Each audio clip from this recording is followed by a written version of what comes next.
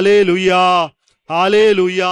പ്രിയപ്പെട്ട സഹോദരങ്ങളെ, ഞാൻ വിചാരിക്കുകയാണ് ഈ സഭാപിതാക്കന്മാർ എത്രയോ മനോഹരമായിട്ടാണ് പരിശുദ്ധ കന്യകാമറിയത്തെക്കുറിച്ച് വാതോരാതെ സംസാരിച്ചത്. നമ്മുടെ യോഹന്നാൻ ശ്ലീഹ എന്തൊരു മനോഹരമായിട്ടാ പരിശുദ്ധ കന്യകാമറിയത്തിൽ നിന്നും ഈ വലിയ സ്വർഗീയ ദർശനങ്ങളും സ്വർഗീയ രഹസ്യങ്ങളും ഇങ്ങനെ ആർജിച്ചെടുത്തത്.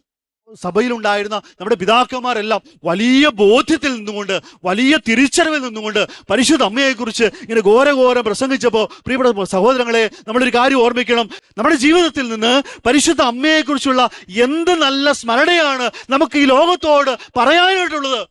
ഒരുപക്ഷേ നമ്മളിങ്ങനെ ജപമാല ചെല്ലുമ്പോൾ നമ്മുടെ അവസാനം ലുത്തിനിയകളുണ്ട്, കുറേ പ്രാർത്ഥനകൾ.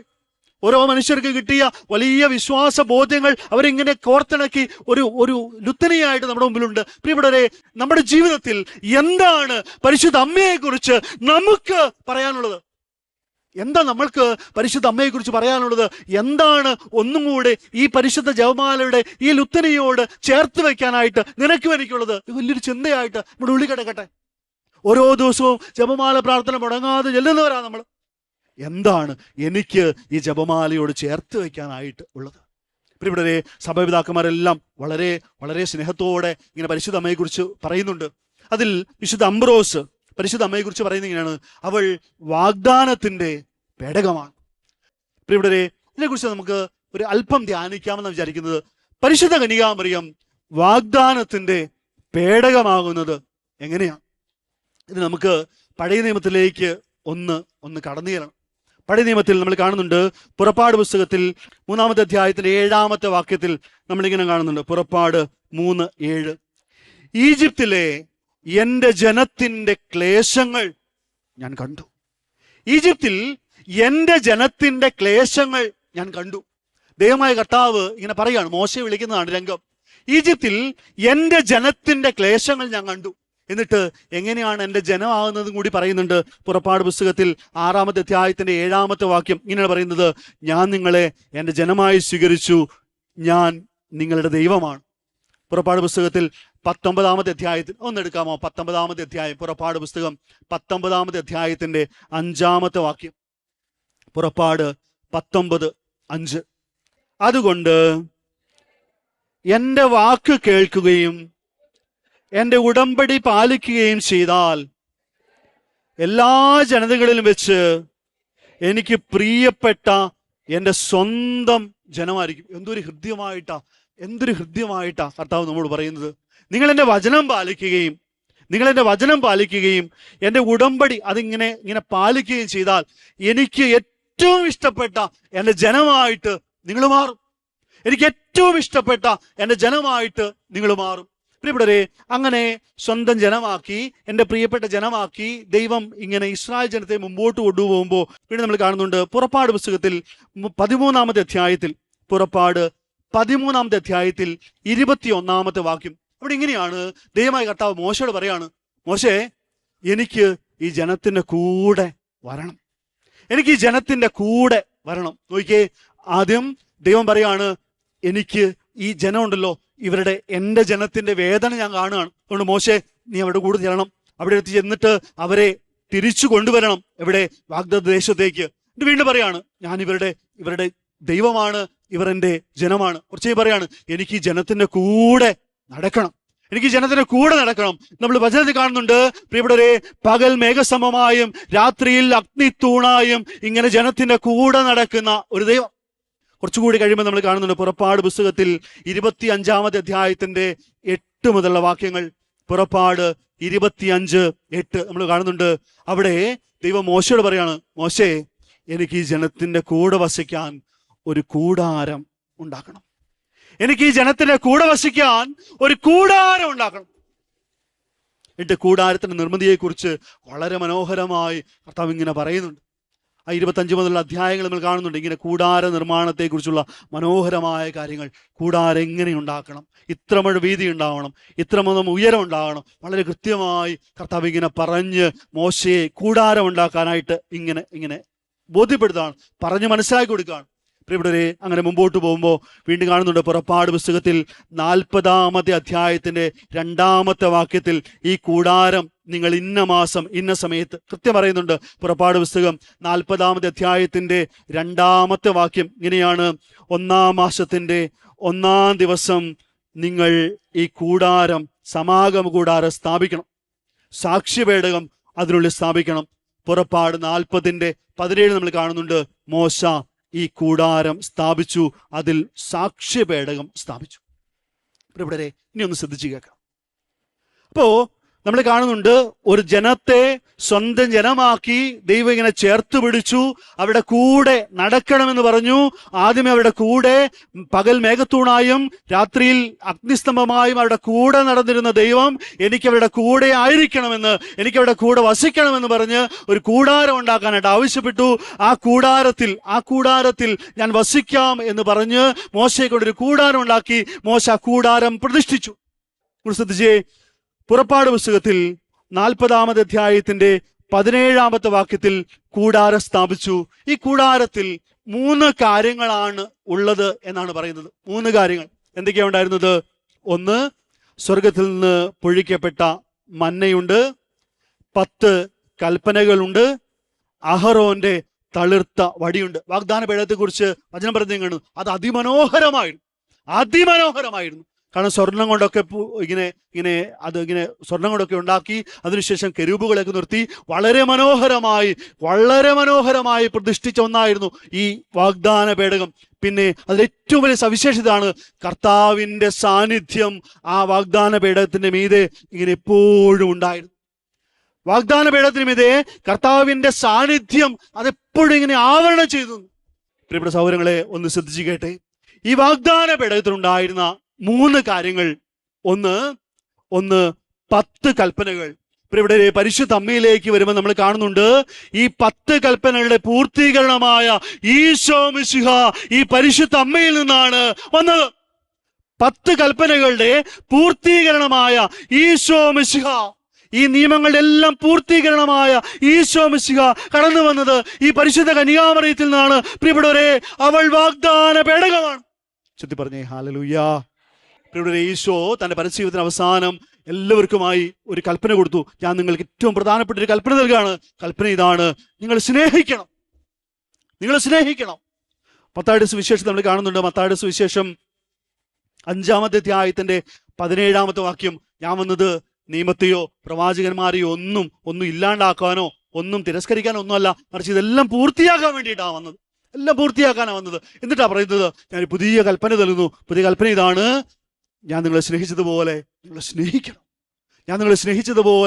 സ്നേഹിക്കണം. പ്രിയപ്പെട്ടവരെ, പഴയ നിയമത്തിലെ വാഗ്ദാന പേടകത്തിനകത്ത് അന്ന് 10 കൽപ്പനകൾ നൽകിയതുപോലെ പുതിയ നിയമത്തിൽ കർത്താവിൻ്റെ 10 കൽപ്പനയുടെ പൂർത്തീകരണമായ ഈശോ മിശിഹ കടന്നു വന്നത് ഈ പരിശുദ്ധ കന്യാമറിയത്തിൽ നിന്നാണ്. നമ്മുടെ സഭാപിതാവായ ഇങ്ങനെ പറയുന്നു, ഈ പരിശുദ്ധ കന്യാമറിയം ഇവൾ വാഗ്ദാന പേടകമാണ്. വീണ്ടും നമ്മൾ കാണുന്നുണ്ട് സ്വർഗീയ മന്ന. വാഗ്ദാന പേടകത്തിലുണ്ടായിരുന്ന 2-ാമത്തെ സ്ഥാനമാണ് സ്വർഗീയ മന്ന. എന്താണ്? ഇസ്രായേൽ ജനം ഈജിപ്തിന്റെ അടിമത്തത്തിൽ നിന്ന് കടന്നു വന്ന് ഈ മരുഭൂമിയിലൂടെ അനുഭവത്തിലൂടെ കടന്നു പോകുമ്പോൾ ഭക്ഷിക്കാനൊന്നും ഇല്ലാന്ന് പറഞ്ഞ് സങ്കടപ്പെട്ടിരിക്കുമ്പോൾ സ്വർഗത്തിൽ നിന്ന് മന്ന പൊഴിച്ചു കൊടുത്തു. പ്രിയപ്പെട്ടവരെ, നമ്മൾ കാണുന്നുണ്ട് യോഹന്നാന്റെ സുവിശേഷം 6-ാമത്തെ അധ്യായത്തിന്റെ 51-ാമത്തെ വാക്യം. അതിങ്ങനെയാണ്: ഞാൻ സ്വർഗത്തിൽ നിന്ന് ഇറങ്ങി വന്ന ജീവനുള്ള അപ്പമാണ്. നിങ്ങളുടെ പിതാക്കന്മാർ മരുഭൂമിയിൽ വെച്ച് മന്ന ഭക്ഷിച്ചു, അവർ മരിച്ചു. എന്നാൽ ഈ അപ്പം ഭക്ഷിക്കുന്ന നിങ്ങൾ ഒരിക്കലും മരിക്കുകയില്ല. പ്രിയപ്പെട്ട സഹോദരങ്ങളെ, ശ്രദ്ധിച്ചു കേട്ടെ.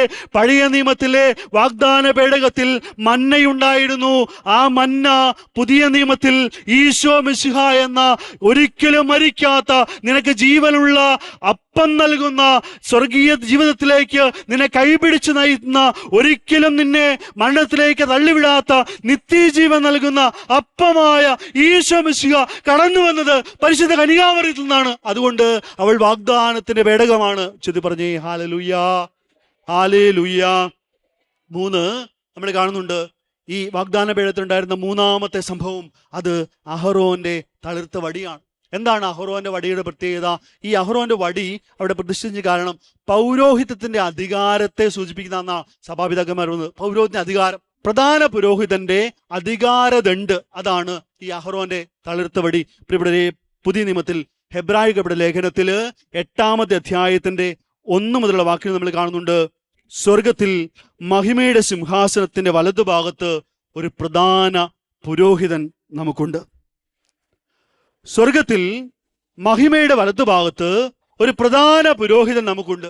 അതാരാണെന്ന് അല്പം കൂടി കഴിയുമ്പോൾ ഹെബ്രായരുടെ ലേഖനത്തില് 9-ാമത്തെ അധ്യായത്തിന്റെ 11 മുതലുള്ള വാക്യങ്ങളിൽ പറയാണ്, വരാനിരിക്കുന്ന നന്മയുടെ പ്രധാന പുരോഹിതനായി ഈശോ മിശിഹ യേശു ക്രിസ്തു കടന്നു വന്നു.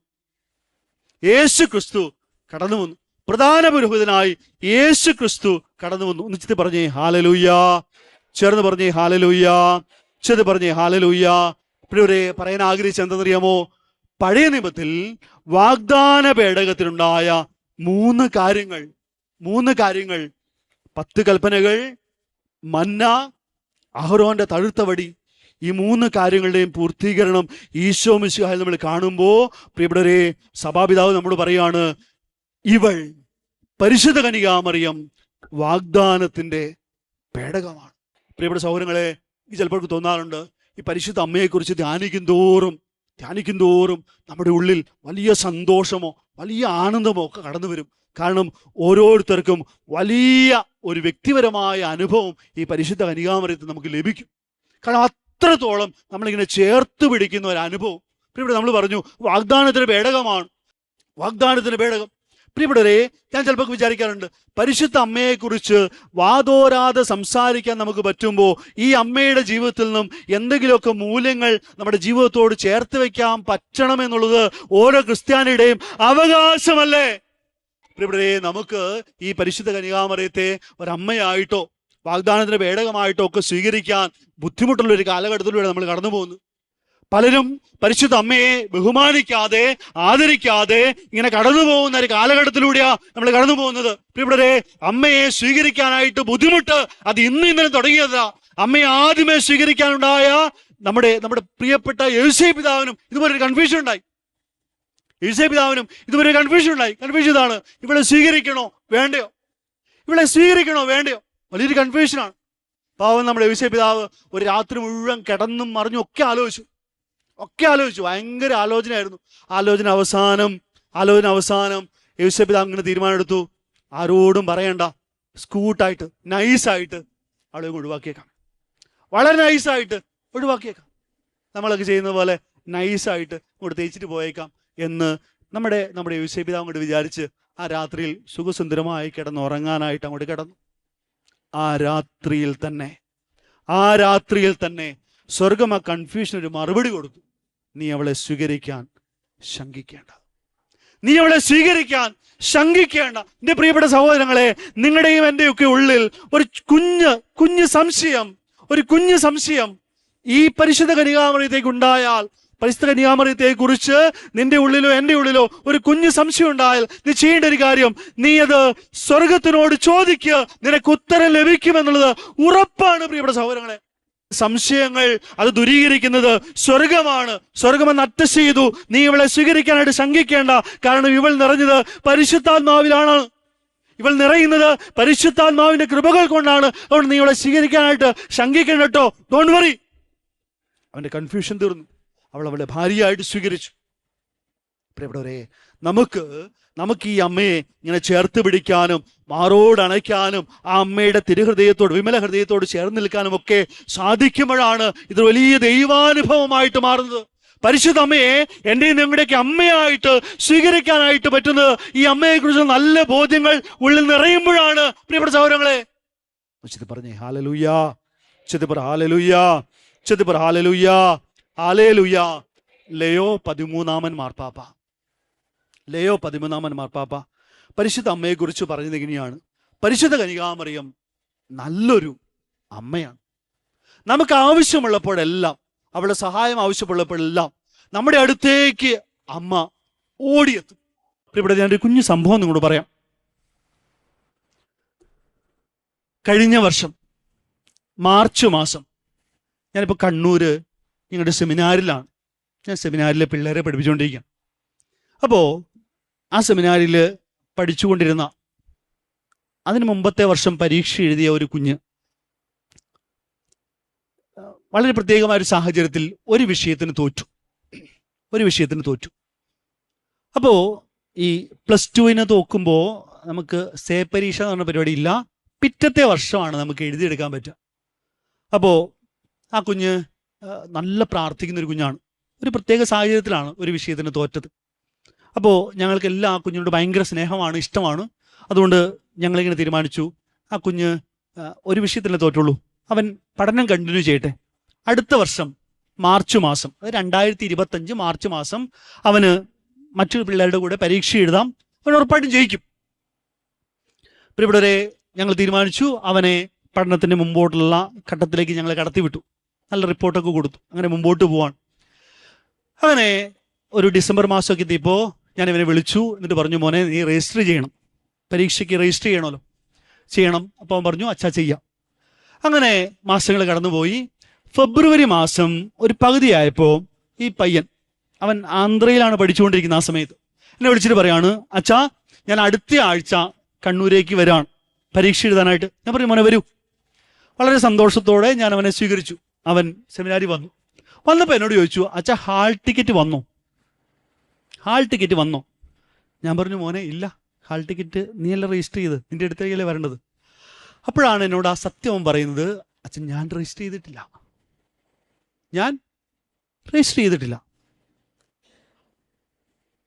മാർച്ച് മാസമാണ് പരീക്ഷ. ഫെബ്രുവരി മാസം പകുതി കഴിയുമ്പോഴാണ് ഇവൻ്റെ അടുത്ത് വന്ന് പറയുന്നത്, അച്ഛാ രജിസ്റ്റർ ചെയ്തിട്ടില്ല. ഞാൻ ഉടനെ വണ്ടി എടുത്തുകൊണ്ട് നമ്മുടെ സ്കൂളിൽ പോയി സാറിനോട് ചോദിച്ചു, സാറേ പരീക്ഷ? എന്നോട് പറഞ്ഞു, അച്ഛാ അടുത്ത ആഴ്ച ഹോൾ ടിക്കറ്റ് വരും, രജിസ്റ്റർ ചെയ്യേണ്ട നേരത്തെയായിരുന്നു, സമയം കഴിഞ്ഞു പോയി, സൂപ്പർ ഫൈൻ്റെ ഒക്കെ സമയം കഴിഞ്ഞു, ഇനി നമുക്കൊരു ചാൻസും ഇല്ല. ഞാൻ തിരിച്ചു വന്നിട്ട് ഇവനോട് പറഞ്ഞു, എടാ മോനെ പരീക്ഷ എഴുതാൻ പറ്റിയല്ല, കാരണം എന്താണ്, നീ രജിസ്റ്റർ ചെയ്തിട്ടില്ലല്ലോ.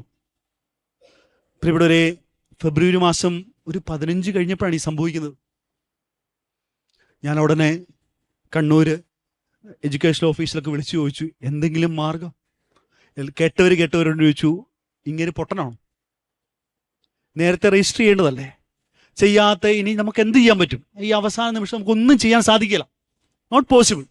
അതിനെക്കുറിച്ച് ഇനി ചിന്തിക്കേണ്ട, അടുത്ത വർഷം കൊച്ചു പരീക്ഷ എഴുതട്ടെ, 2026 പരീക്ഷ എഴുതട്ടെ. ഞാൻ അവിടെ എല്ലാം കാലം പിടിച്ചു, സാറേ എന്തെങ്കിലും ഒരു മാർഗം. പാർഷ്യലി എൻ്റെ കൂടി മിസ്റ്റേക്ക് ഉണ്ട്, ഞാൻ ആ കൊച്ചിനോട് ചോദിക്കേണ്ടതായിരുന്നു. ഞാൻ ചോദിച്ചില്ല. ഇവൻ ചെയ്യുമെന്ന് വിചാരിച്ചു, ഇവൻ ചെയ്തില്ല. ഞാൻ ചെയ്യുമെന്ന് അവൻ വിചാരിച്ചു, അവനും ചെയ്തില്ല. അങ്ങനെ മുമ്പോട്ട് പോയി. പ്രിയപ്പെട്ടവരെ, ഞാൻ എന്നിട്ട് അറിയാവുന്ന കുറേ പേരോടൊക്കെ ചോദിച്ചു എന്തെങ്കിലും ഒരു മാർഗം.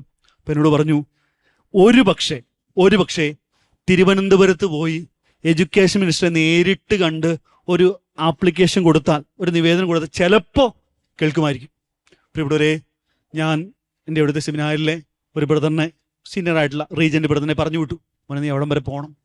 ഞങ്ങൾക്ക് ആ സമയത്ത് പോകാനൊരു സാഹചര്യം ഇല്ലായിരുന്നു, പോകണം. പോയി. ഞങ്ങൾ പോകുന്ന വഴിക്ക് ഞങ്ങൾക്ക് അവിടെയുള്ള MLA-യുടെയും MP-യുടെയും ഒക്കെ കാലേ കയ്യെ പിടിച്ച് ഒരു റെക്കമെൻഡേഷൻ ലെറ്ററൊക്കെ മേടിച്ച് ഈ എഡ്യൂക്കേഷൻ മിനിസ്റ്ററി എടുത്തൊന്ന് പോയി അവിടം വരെ എത്താനായിട്ട് പറ്റിയാൽ എന്തെങ്കിലും ഒരു ചാൻസ്. പ്രിയപ്പെട്ടവരെ, അങ്ങനെ ബ്രദർ പോയി, ഈ ലെറ്ററൊക്കെ ആയിട്ട് പോയി. അവിടെ ചെന്നപ്പോൾ എഡ്യൂക്കേഷൻ മിനിസ്റ്ററുടെ PA വിളിച്ചിട്ട് പറഞ്ഞു, ഇനി സാധ്യതയൊന്നും കാണുന്നില്ല, ഏതെങ്കിലും രീതിയിൽ ഇനി വന്നാലേ ഉള്ളൂ, അതിനുള്ള ഒരു സാധ്യത പോലും ഇല്ല. അപ്പം ആ ബ്രദറിനോട് പറഞ്ഞു, അപേക്ഷ ഇവിടെ തന്നിട്ട് പൊക്കോ, എന്തെങ്കിലും ഉണ്ടെങ്കിൽ വിളിച്ചു പറയും. പ്രിയപ്പെട്ടവരെ, ഞങ്ങൾ അപേക്ഷ കൊടുത്ത് ഈ ബ്രദർ അപേക്ഷ കൊടുത്ത് തിരിച്ചു വന്നു. അപ്പോൾ ഞാൻ അവിടുത്തെ ഒന്ന് രണ്ട് പേരുടെ നമ്പറൊക്കെ തന്നിരുന്നു, ഇടയ്ക്കിടയ്ക്ക് വിളിച്ചു ചോദിക്കും. മാർച്ച് മാസം തുടങ്ങി, 1-ാം തീയതിയായി. മാർച്ച് 3-ന് പരീക്ഷ ആരംഭിക്കും. മാർച്ച് 1-ാം തീയതിയായി. അതുവരെയും ഒരു റിപ്ലൈയും ഇല്ല, ഒരു സ്ഥലത്തുനിന്നും ഒരു കുഞ്ഞു റെസ്പോൺസ് പോലും നമുക്കില്ല. മാർച്ച് 1-നായപ്പോഴത്തേക്കും ഈ പയ്യന് ഭയങ്കര സങ്കടവും വിഷമമൊക്കെ ആയി. ഞാൻ വിചാരിച്ചു എന്ത് ചെയ്യും പയ്യൻ കൊണ്ട്. അപ്പോൾ 1-ാം തീയതി, അതൊരു ശനിയാഴ്ചയാണ്, ഞങ്ങളുടെ അടുത്ത് ഒരു പള്ളിയിൽ 1 ഡേ കൺവെൻഷൻ ഉണ്ട്. അപ്പം ഇവൻ അവിടെ ഇരുന്നാൽ പ്രശ്നമാകും, ആ പള്ളി ഡിപ്രഷൻ അടിച്ച് പോകുമെന്ന് വിചാരിച്ചുകൊണ്ട് ഞാൻ ഇവനെയും വിളിച്ചുകൊണ്ട് ഈ പള്ളിയിലേക്ക് പോയി, കൺവെൻഷന് പോയി. പോകുന്ന വഴിക്ക് ഞാനോട് പറഞ്ഞു, മോനെ നമ്മളെ ഇനി സഹായിക്കാനായിട്ട് ഒരൊറ്റ മാർഗ്ഗമേ ഉള്ളൂ, പരിശുദ്ധ കന്യകാമറിയാണ്, നമുക്ക് ജപമാല ചൊല്ലാം. ഞാനും അവനും കൂടെ 33 തവണ ഈ എത്രയും തേള മാതാവ് ചൊല്ലി 33 തവണ. പോകുന്ന വഴിക്ക് ഇച്ചിരി ദൂരമുണ്ട്, പോകുന്ന വഴിക്ക് 33 തവണ ജപമാല ഈ എത്രയും തേള മാതാവ് ചൊല്ലി തിരിച്ചു വന്നു. അവിടെ ഞാൻ പറഞ്ഞു, മോനെ പേടിക്കണ്ട, നമുക്ക് നോക്കാം. 2-ാം തീയതിയായി, റെസ്പോൺസ് ഇല്ല.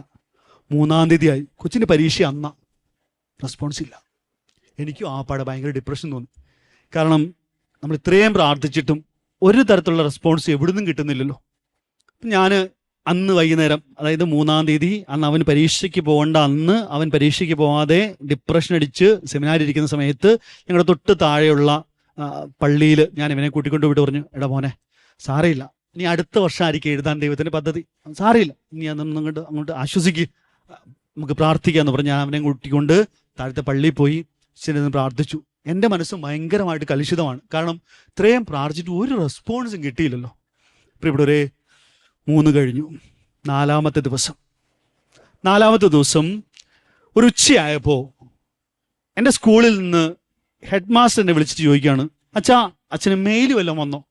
ഞാൻ പറഞ്ഞു, ഇല്ല. അച്ഛൻ ഒരു മെയിൽ വന്നിട്ടുണ്ട്, ഒന്ന് നോക്കാവോ? ഞാൻ തുറന്നു നോക്കുമ്പോൾ കേരള ഗവർണർ സൈൻ ചെയ്ത് ഒരു ഒരു ഒരു ഉത്തരവ് മൊബൈലിലേക്ക് വന്നേക്കണം. ഞാൻ ആപടെ അന്തം വിട്ടു. ആദ്യമായിട്ടാണ് സ്റ്റേറ്റിൽ നിന്ന്, മീൻസ് സഭാ അധികാരികളല്ലാത്ത വേറൊരാളുടെ അടുത്ത് നമുക്ക് ഇങ്ങനെ ഒരു ഓർഡർ വരുന്നത്. ഓർഡർ ഇതാണ്: 6-ാം തീയതി ഇവൻ്റെ ഫസ്റ്റ് ഇയറിൻ്റെ എക്സാം, അതായത് ഇവൻ തോറ്റ വിഷയത്തിൽ ഫസ്റ്റ് ഇയറിൽ ഇവന് കിട്ടിയ മാർക്ക്, നമ്മൾ കമ്പാർട്ട്മെൻ്റൽ എക്സാം എന്നാണ് ഇന്ന് പറയുന്നത്. അപ്പോൾ +2 പരീക്ഷ എഴുതാൻ പറ്റിയില്ലെങ്കിലും +1 പരീക്ഷയ്ക്ക് കൂടുതലും മാർക്ക് മേടിച്ചാൽ അവൻ അത് രണ്ടും കൂടെ ക്ലബ് ചെയ്ത് അവന് ജയിക്കാൻ പറ്റും. അപ്പോൾ ഈ പയ്യന് ഇങ്ങനെ ഒരു പരീക്ഷ എഴുതാം. അങ്ങനെ ഒരു പരീക്ഷ എഴുതാനുള്ള ഉത്തരവ് കേരള ഗവർണർ ഒപ്പിട്ട് എഡ്യൂക്കേഷൻ മിനിസ്റ്ററിലൂടെ എഡ്യൂക്കേഷൻ ഡിപ്പാർട്ട്മെൻറ്റ് കൊടുത്തു. അവിടെ എൻ്റെ ഈ ഇമെയിൽ ഐ ഡി ഉണ്ടായിരുന്നുകൊണ്ട് എൻ്റെ ഇമെയിലേക്ക് അയച്ചു, സ്കൂളിലേക്ക് വന്നു. ഉടനെ ഇത് തുറന്നു നോക്കിക്കൊണ്ടിരിക്കുമ്പോൾ എന്നെ കണ്ണൂർ അവിടെ ഡിസ്ട്രിക്ട് ഓഫീസിൽ നിന്ന് വിളിച്ചു ചോദിക്കുകയാണ്, ഇതാരാ ഇത്ര വലിയ VIP? കാരണം VIP-കൾക്ക് മാത്രമേ നമ്മുടെ കേരള ഗവർണറിൽ ഇരുന്ന് നേരിട്ട് പെർമിഷൻ കിട്ടുള്ളൂ. ഇതാരാ VIP? ഞാൻ പറഞ്ഞു, ഞങ്ങളുടെ ഒരു ബ്രദറാണ്. ഇവിടെ എനിക്കറിയാം VIP പരിശുദ്ധ കന്യകാമറിയമാണ്.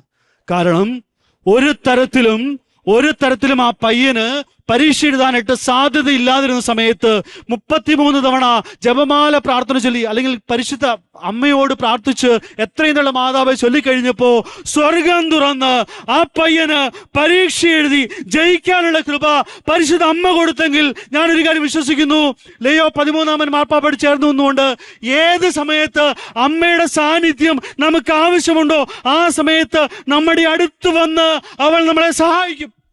പ്രിയപ്പെട്ട സഹോദരങ്ങളെ, ഇത് കഴിഞ്ഞ് ആ സാറ് എന്നെ പേഴ്സണലായി വിളിച്ച് ചോദിച്ചു, അച്ഛാ എന്ത് മിറക്കിളാണ് നിങ്ങൾ കാണിച്ചത്?